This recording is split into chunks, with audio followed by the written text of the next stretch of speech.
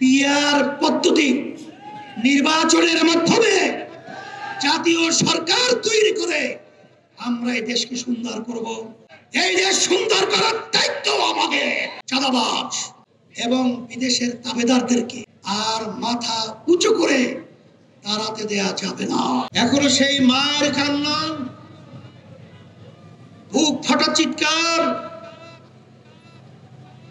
সেই শব্দগুলো এখনো আমাদের কানের ভিতরে ভাসছে।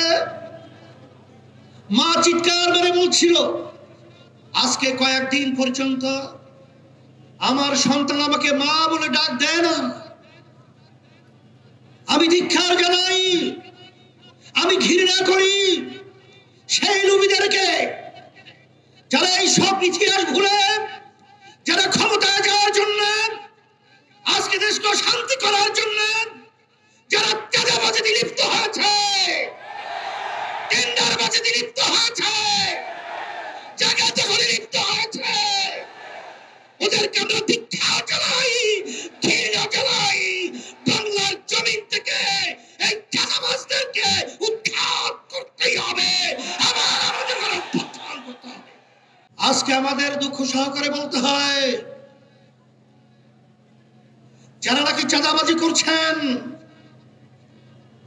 যারা আজকে এখনো বিদেশের সেই ইচ্ছা পূরণ করার জন্য যারা আজকে সুন্দর সুন্দর পুলিয়া উড়াচ্ছেন, আমি সেই বাংলাদেশের ঘৃণিত শত্রুদেরকে বলবো, সেই জুলাই, সেই 5ই আগস্ট আবার আজকে আমরা স্মরণ করছি।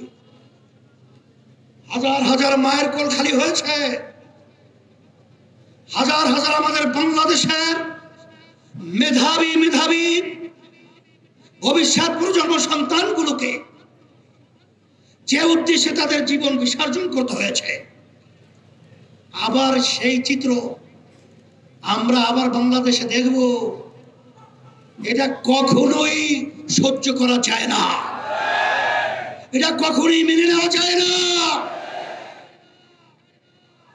এই বাংলাদেশকে আমরা নতুন ভাবে সাজাবার জন্য আমি আপনাদের উদাত্ত আহ্বান জানাবো, আমাদের সেই চেতনাকে আমাদের বুকের ভিতরে ধারণ করে আমরা যেই উদ্দেশ্যে ফ্যাসিস্টকে তাড়িয়েছি, খুনিকে তাড়িয়েছি, এখনো ক্ষমতা প্রেমিকরা সেই দোষে কিন্তু এখনো তারা নিমজ্জিত রয়েছে।